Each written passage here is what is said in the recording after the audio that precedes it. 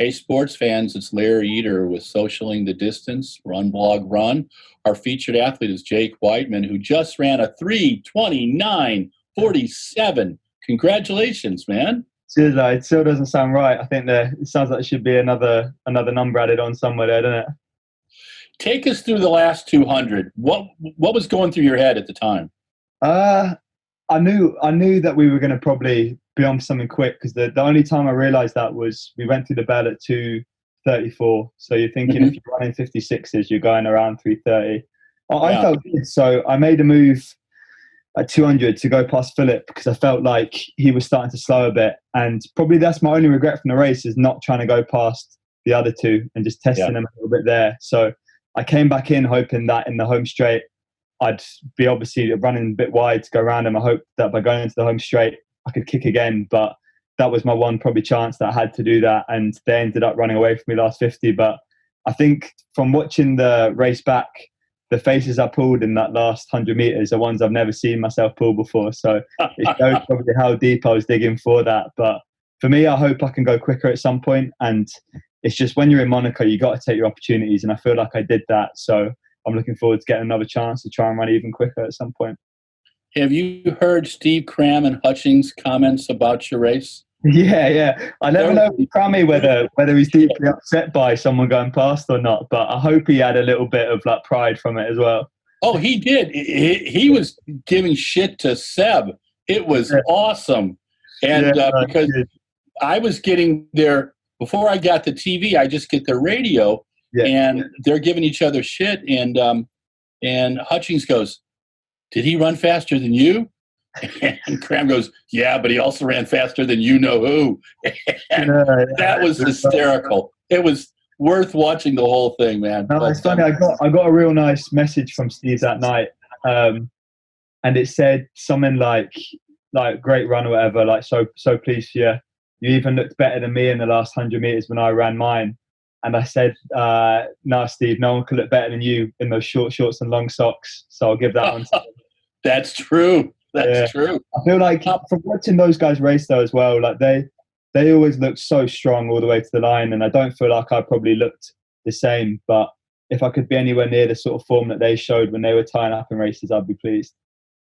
You've made very few bad moves in the last 300 meters. Is it something that you train for? Something that I've made bad moves enough times to learn that what I was doing was wrong.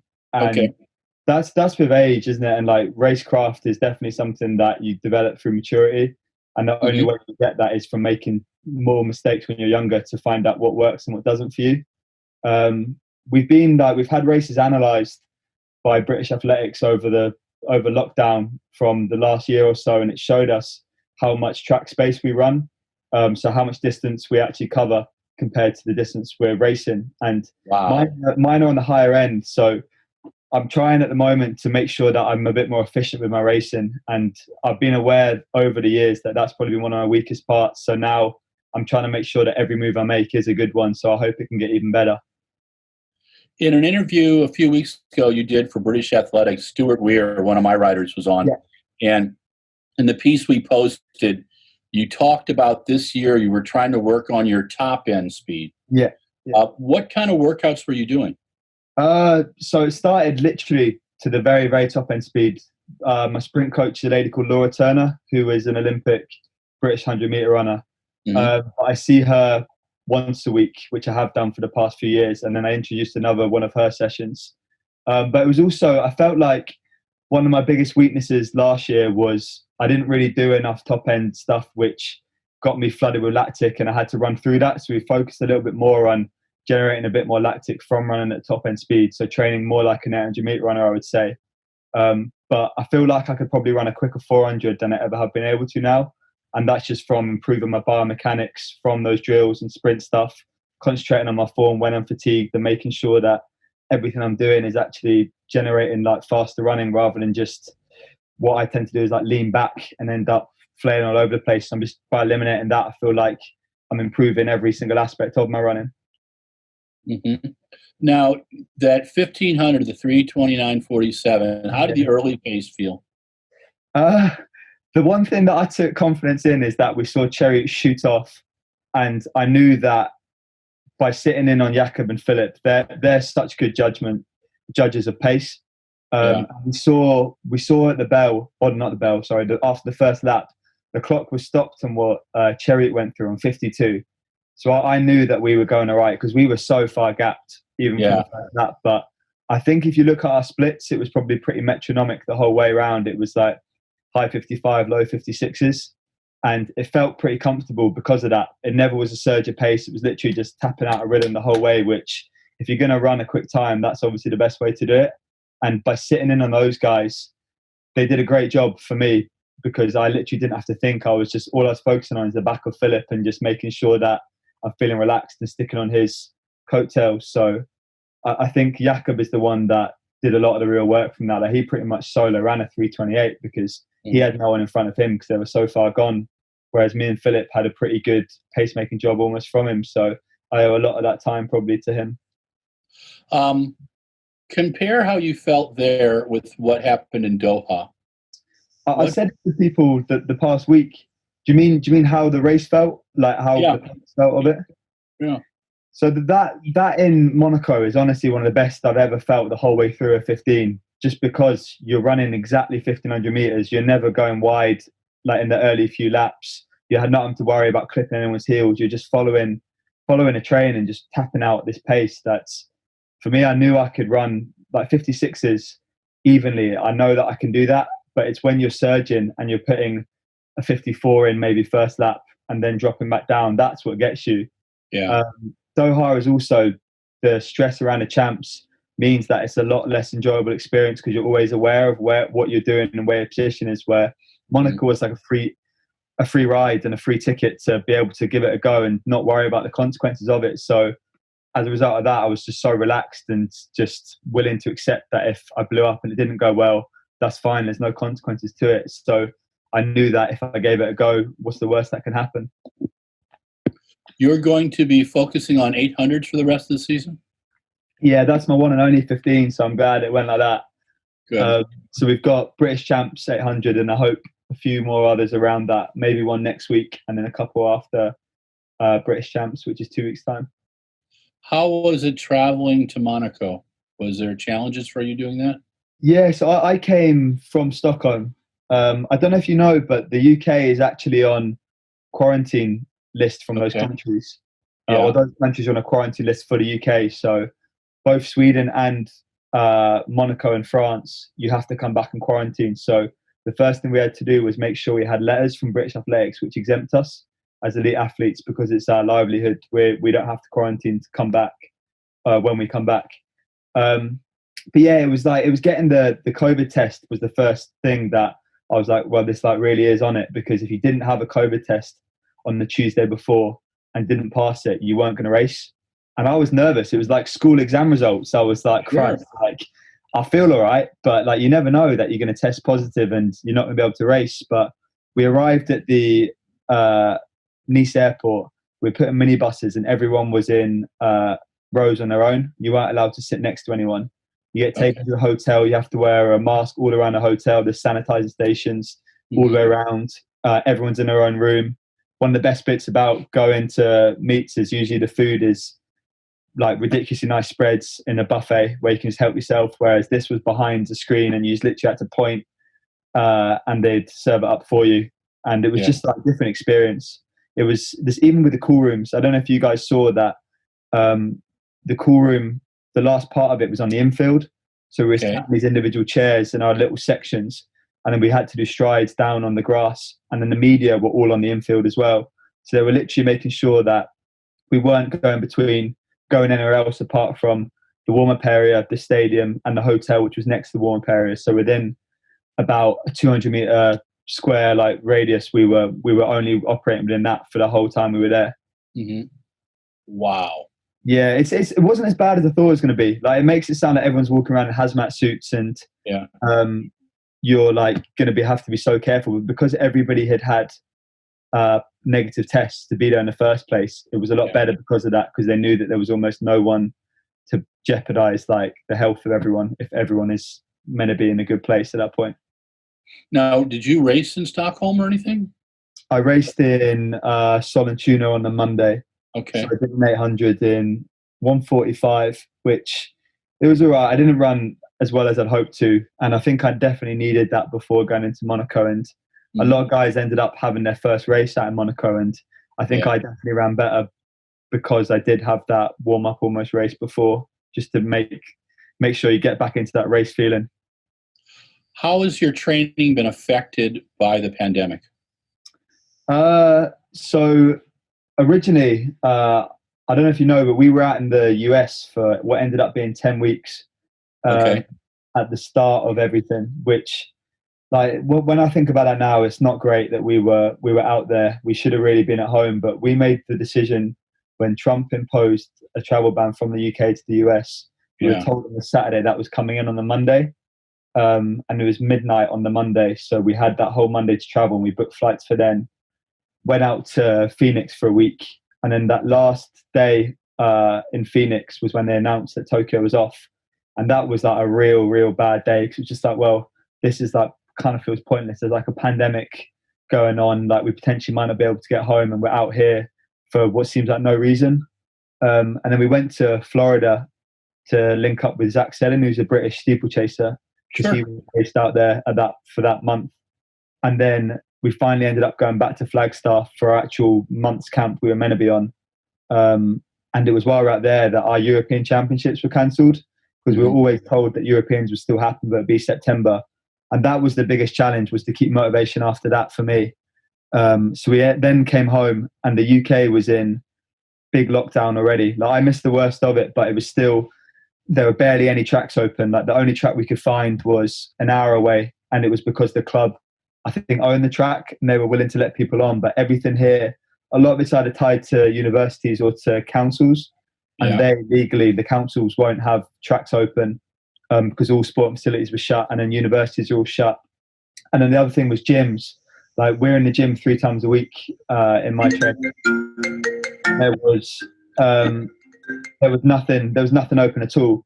So I had to look on. We have a thing called Gumtree, which is the equivalent of your Craigslist, I think, where you get to find equipment. And because I was about a month late on picking it up, because everyone in the UK had been so quick on it, I paid $1,500 for what was like a barbell, 90 kg of weights, a rubbish squat rack, and a few kettlebells. And I put it in my parents' place. So I was driving there an hour each time to then use it. That's the good thing about being in the UK, is you can get anywhere not too bad. Like, you guys would, if you had to drive to your parents' place, might be driving for like 10 hours, whereas hour each way was as bad as it got. But it was a challenge, because you don't want to be sitting in the car, getting to training, and then doing a hard session and sitting in the car for that amount of time to come back. So every day it was like, however long, like sitting in the car just drains you. But it was also I don't know what it was like in the US. I think it was probably as bad, where we didn't have access to physios at any point during the lockdown. And for us, we're getting treatment twice a week normally. So you have to really be a lot better at the self-maintenance stuff, because like, they're not there. So you just got to literally take it into your own hands. Like, they're there to speak to if you need some advice, but you have to be a lot more diligent with your like rolling, your stretching, and your recovery stuff, just because you've got no one else helping you. Yeah, that's what was happening in the US. I mean, we've talked to about 15 athletes now. And most of them during the high point of everything. It was pretty dismal, you know. And I mean, I was in Wisconsin. I went to the Olympic trials, the marathon trials, and got back to Wisconsin. There was a lockdown 4 days later, and then I'm on the target group with 3 stints, so I couldn't travel till the end of May. Wow. And now I'm in California, and right now we've got forest fires circling us. I drove down from Half Moon Bay to Santa Cruz Tuesday night. I do it on the coast just to unwind. There were forest fires ringing the trees, and so we've got my niece is going to come and stay with us for a few days, because it's crazy right now. You know, wow. I mean, it's just. Have you been pretty fed up of everything that's gone on? Then have you felt like you've been a bit trapped in? I get my walks. In Wisconsin, it was much easier, because in a small town of 10,000, I get 3 walks a day. Yeah. Here, I do a walk a day. I work in the backyard. My parents' place. We've got Wi-Fi all over. I brought a server in, and so I can do stuff pretty relaxed. But yeah, it's it gets a little crazy, And normally this time of the year, I'm going to 30 track meets. Yeah, and this is the first year in 15 years, man. That I was kind of going. I went through my calendar and said, well, I'm supposed to be leaving or Tokyo now and heading to the European Championships are starting in 5 days. Yeah. So it's and so I know what it's like for me. Yeah. And so in talking to athletes, it's been fascinating. I think that's the big thing for us is like we're normally in the summer barely home. Like we're home just in periods between racing and then we're going on camps before we go into champs. So I've never spent this long as well as I had done. I've never spent like 2 months straight at home during the summer, which that's the bit that starts to get great. And it's like you kind of need the change of scenery to break it up on like by the gun and camps or racing, and you don't have the option to do that. So you've got to be pretty mentally tough to just get on with it and not get too like bogged down by it, because it can be proper draining just knowing that you're putting all this work in and is there anything that it's actually going towards. But the one thing that I kept positive from is that nothing is wasted. Like all the training we're doing this summer, even if we're not getting to show it off in racing, it's all counting towards next year. So that just kept me pretty motivated through it all. Yeah, your 3:29:47 was quite impressive. I thought off a fast pace, and your move over the last 200 meters was really, really fun to watch. Yeah, it was fun to make for a split second. Do you does 3:28 scare you? Nah, not anymore. Like 3:29 used to scare me because I used to see 3:30 as this like magical mark that you had to be like, I don't know how many non-Africans had ever run it, but it was like the best in the world and the best that I've ever been were running under 3:30. So it was like to run under 3:30, you're another level. But for me, the biggest motivator I saw to know that I feel like, well, you can do it was when Willis did it. Yeah, I was only young then, but it was like that blew me away because it was like, Christ, like this guy has just run 3:29, and like he's just a guy from New Zealand who has ended up having a lot of global medals, but he's just a sensible trainer, a sensible racer, and he's done that. So like the rest of us, like surely that gives us enough inspiration to try and do it. But as soon as I went under 3:30, it's like, right, well, now I've gone 3:29, British record is 3:28. Like surely I can find a way to knock off that little bit. So I feel pretty motivated to try and run quicker now. And if I never ran quicker than 3:29, I feel like it's a decent time to have against your whole career. But I hope that that's not where I'm done and I can keep pushing forward. Cool. Right, I'm going to give you 5 athletes' names. You're allowed 3 words to describe them. Yeah, it's got to be nice words. Yes, good. Well, I leave it up to you. You've got a good sense of humor. We have a lot of fun. It's a PG crowd. Timothy Chariot.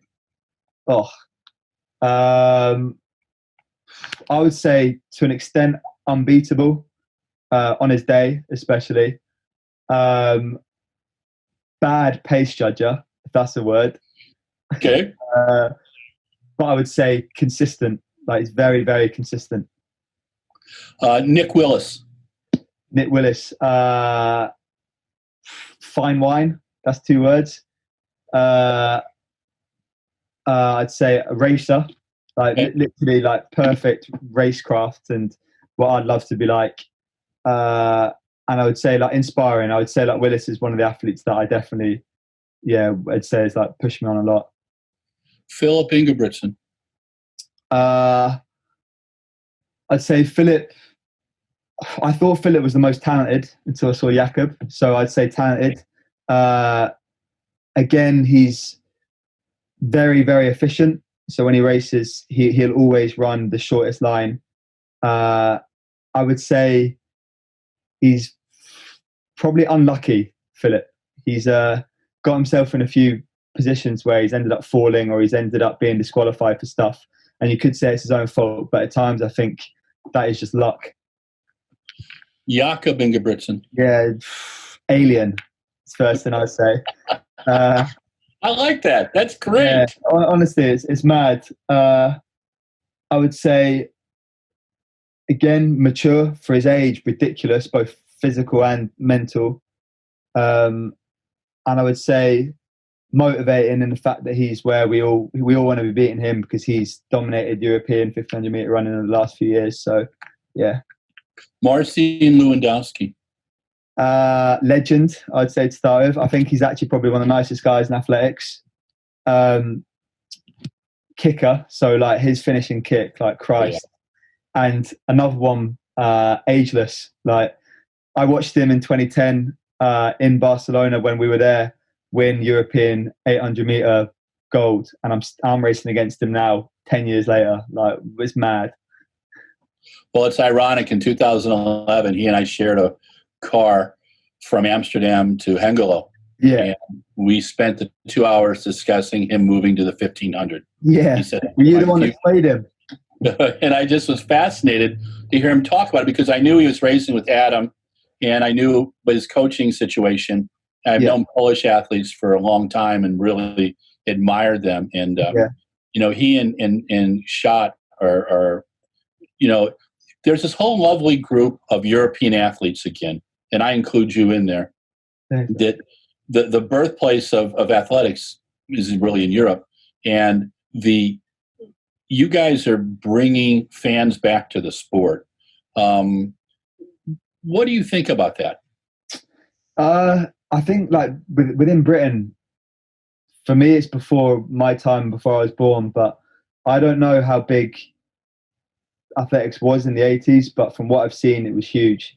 It was like news, like TV programs would stop and they'd put up live races of kind of it.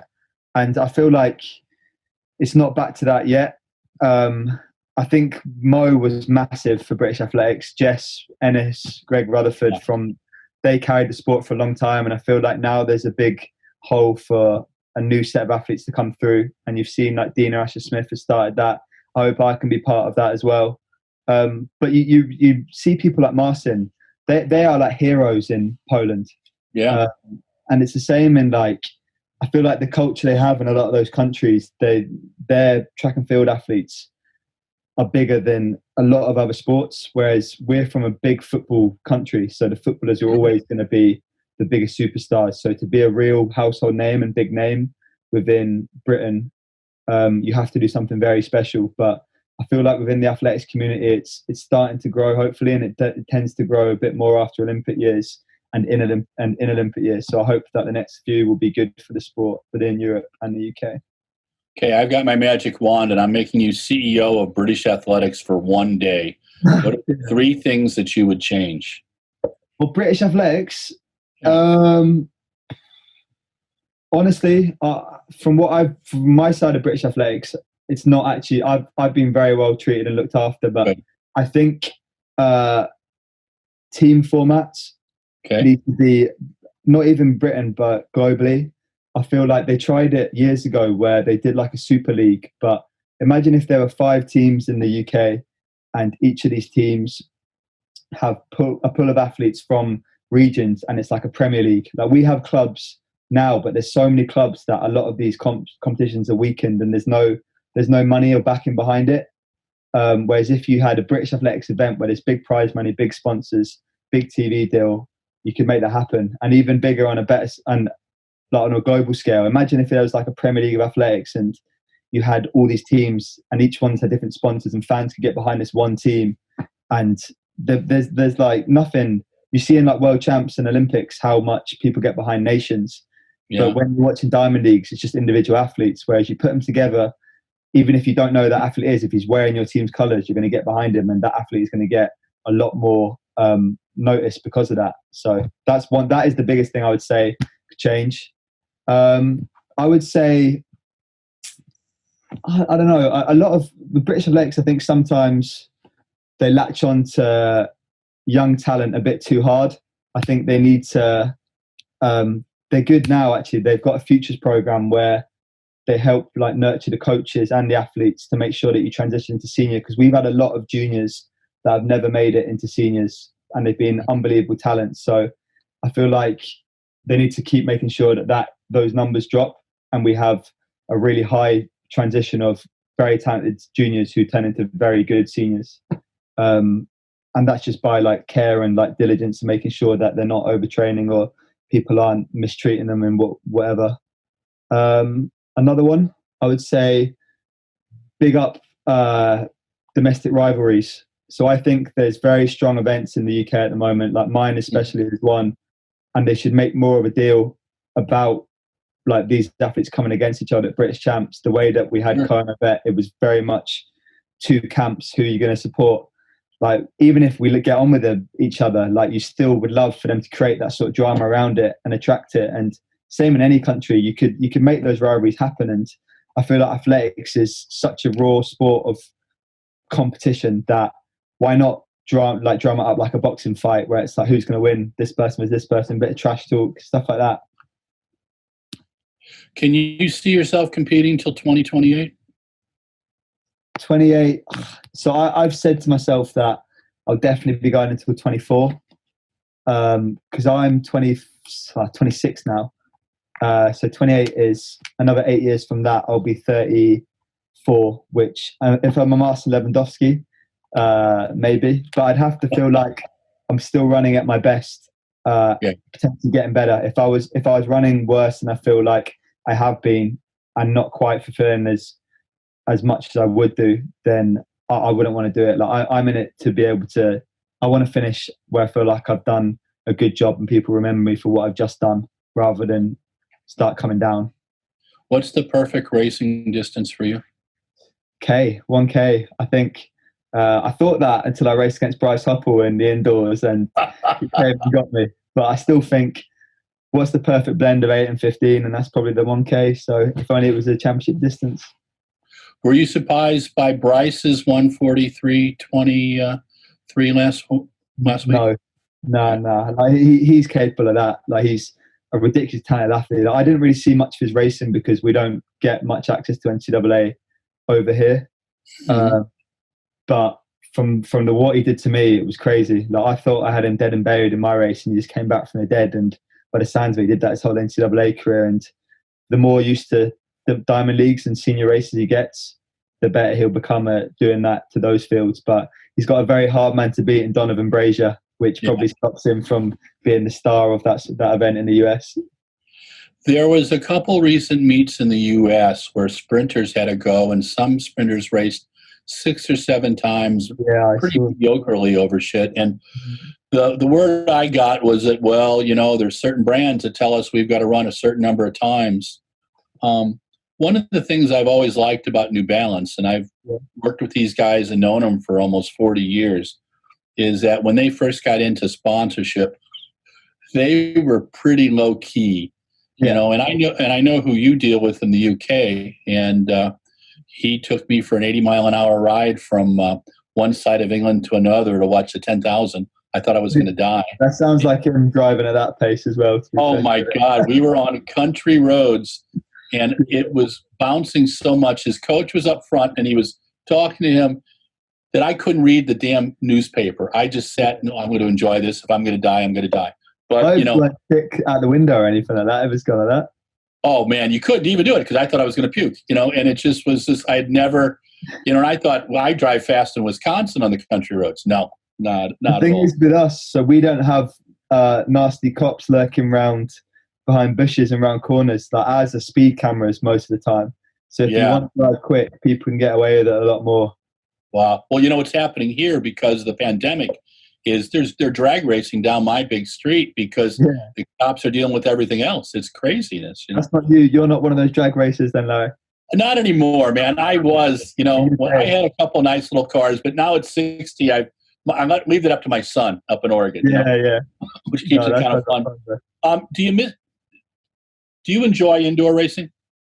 Yeah, it's not something that I've done much of and probably won't do much of going forward, but I've only ever done one season, and that was because it linked up with Commonwealth Games pretty well before that. Sure. Otherwise, I'll just do a couple races a year, but the atmosphere is just like so good. The only real experience I get guaranteed every year is that New Balance Grand Prix in Boston, and Yeah. That's such a fun meet. Like the crowd like love athletics. They're right there next to the track. They make noise behind the athletes. So like you're in the warm when it's freezing cold outside. Everyone's having a good time. There's nothing I really like dislike about indoor racing, apart from maybe the dry throat you get after when you run hard. But it's class otherwise. I wish I could do more of it, but for me, it's just not the way that my dad wants our seasons to go in the winter. He'd rather we did cross country and road stuff that gets a bit more strength rather than dropping down to that fast stuff that time of year. Your dad's been coaching you for how long? Probably since I was about 14 or 15. So Okay. yeah, over 10 years. So as a younger athlete, he was your coach. Yeah. Has that evolved? Is he your advisor now, or is he coach advisor? Because you seem to make. I'm fascinated with the comments that you make, because I've heard your dad chat, and I know sometimes there's not disagreements, but just kind of different views of things. Yeah. And like I was fascinated with how you talked about this season, because I understood that Jeff really didn't want you to race much, and that's what was in some of the media stuff. I didn't get to ask him. No, it was the other way around actually. So he wanted me to race. Yeah, he wanted to race as much as possible. So almost come to a point and just literally barely be sessioning, just keep racing. Mm-hmm. And I said I'd rather have. So he probably wanted, like, if I could have, 11 races in a few months, which my view was I'd rather race less but make those races count and put a bit more pressure on those races being good ones. And like the good thing now is that my dad will set all my training still, and it's kind of a structure to our week that I've learned to enjoy, and I know that I train well. I run well off the back of it. Therefore, I don't really need to question much about it. But if I don't agree with something, I'm the age now where he'll listen to me, so I can say, "No, can we do this instead?" And I'd say 9 times out of 10, he'd say, "Yeah, that's fine." So he values my opinion on it, and I think you need someone always there to be a sounding board. But also, I like the fact there is someone there that is still dictating to me, because the easier my job can be, the better. So if I have my training set out for the week and literally just follow it, and I trust that what he's setting is going to get me running quick, then that's perfect.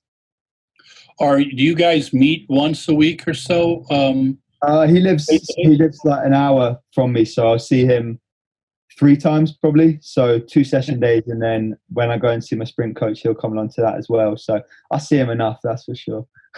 We're down to about 4 minutes, and thank you again, Jake. I've been wanting to talk to you all season, and it's just great to see you healthy. And damn, I'm so happy for you. Am I ever going to see you run a 5,000? It's funny because it's in my New Balance contract. There's bonuses for 5,000. So I think my agent at one point thought that by the end of it I'd have stepped up, but I can't see that happening soon. Okay. Both my parents are marathon runners, so I have no idea why I'm not like leaning towards that sort of stuff. But I need to change a lot of my training to be good at that. Like we're pretty low mileage, a lot of quality sessions, which I feel like I need to change that a little bit. And at the moment, I'm happy with my maximum distance being 3 3/4 laps or 4 laps for a mile.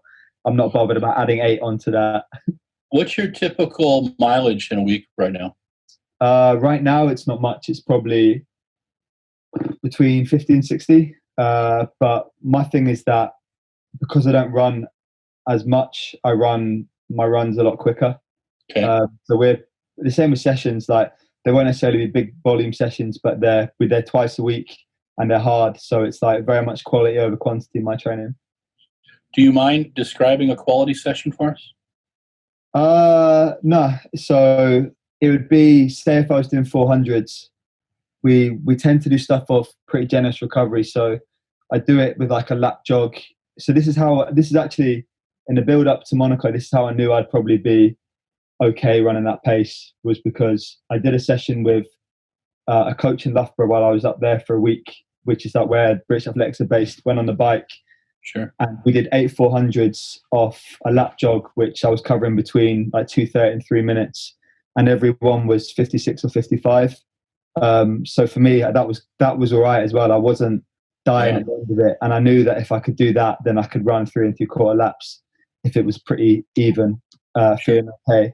But now we'll do, like, if we're doing 200 reps, a lot of the time there'll be like 24s, 23s maybe. if we do longer stuff, which would be more like 5K 15 stuff, we do change of pace, so it'll be a K or an 800 broken up with floats in between. So it'll be more like fartlecking within reps, but still trying to keep the quality of those reps high while not compromising on the float. So stuff like that. It's like that combined with running like well under 6 minute miling for my steady running, I feel like gives me the strength I need to be able to tolerate 1500s. Okay, we're down to the last minute, so here's my last question for you. Yeah. And again, Jake, thank you very much for the time. And I want to see you. Hope you get a couple fast 800s in your belt before the end of the season. I hope so. Someday when you retire, we get to see you doing TV announcing? I'd love it. Like, I'm a natural chatter, and I think I get that from the father somehow. So I love to put my voice to good use. Like on the BBC, it's all world record holders and Olympic champions. So that's the aim. Is if I want a career in TV commentary announcing after, then I've got to step up my running now, don't I? Okay, well, we're going to look for that, my friend. And stay safe. My best to your family. Probably won't see it till next year, but I know I'll get to see it some meets. And hopefully see you indoors. Yeah, I hope so. And this is Larry Eder with RunBlogRun, our program Socialing the Distance. We featured Jake Wightman today. He just ran a 3:29:47 in Monaco. We're so happy for him. And he's in Teddington, England. So enjoy your time there. I've taken the train up there a couple times, so I know where it's at. I'll do it again soon. Yes, I'd like to do that, my friend. Cheers. Have a great one. Take care. Thanks for that. Bye. Hey, sports fans. Larry Eder. Run, blog, run, not run, dog, run, as Mark Wetmore says. And this is Socialing the Distance, our featured athlete this week, Jake Wightman, who ran 3:29:47, number two on the British list. Number two. He's ahead of Mr. Cram and Mr. Co. Anyway, Jake is one of my favorite human beings. He just is. I think the first time I met him was in 2017, perhaps. Got a quick interview with him, and he is a natural. He, as Mike Deering likes to say, is chatty in that British style. And he's just a great guy.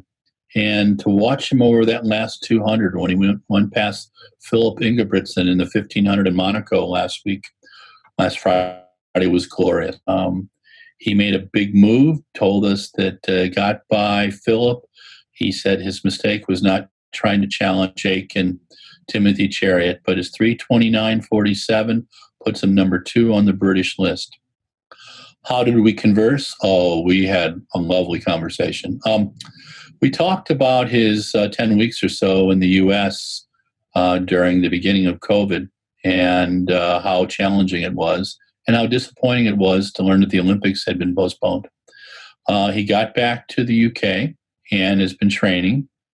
His biggest challenge was putting weights together and kettlebells and stuff, which cost him about $1,500 because he waited so long on the English version of Craigslist to get them. He does 3 core workouts a week and then in 2 high quality workouts.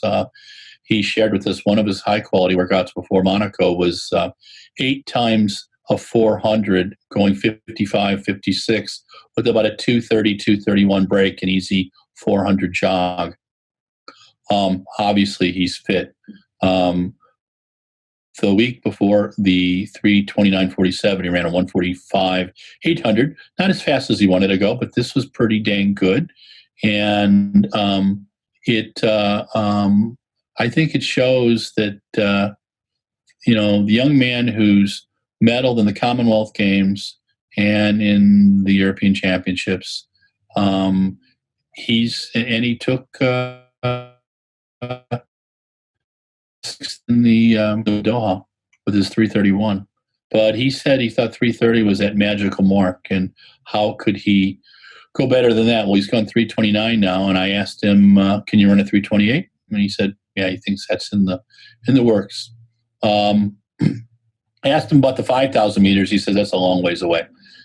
His mileage is about 50 to 65 a week. A lot of high quality work.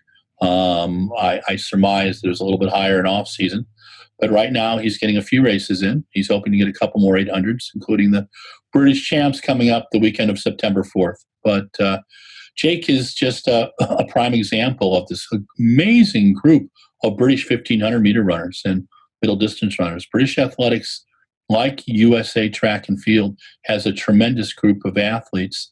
It's the care and feeding of them that most concerns me. But when I asked Jake about how British Athletics should change, he said for the most part, for what they're doing for him is brilliant. And he did have a couple of good suggestions. Go to a Super League like they do in British football or Premier League. And he had a couple of things, but you can listen to them on Socialing the Distance. And again, this is Larry Eder with RunBlogRun. Stay safe, isolate, wear your mask outside if you can't stay 6 feet away from people. Always wear your mask inside. It doesn't say anything about your masculinity. You're not losing a constitutional right. Yes, you have the constitutional right to be stupid. The problem is when you're stupid, you can infect other people. So don't be stupid. Be patriotic. Wear a mask.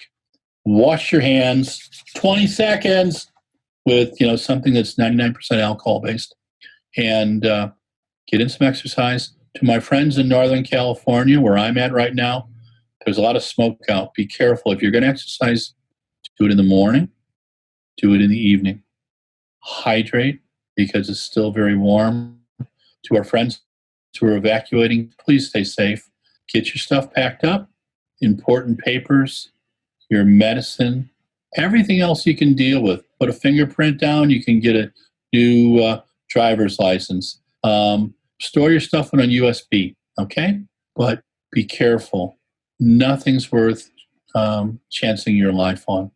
And that's the same thing, quite frankly, with COVID. There's a lot of things we still don't know about it, but we do know that wearing a mask and washing our hands, and it protects us and protects those we love. So you want to hear more Socialing the Distance and watch them, you got to be alive to do that. So take care of yourself. This is Larry Eder, Socialing the Distance with Jake Wightman. Jake was in Teddington, England. I'm in San Jose, California. Peace out. Love everybody. Talk to you soon. Bye.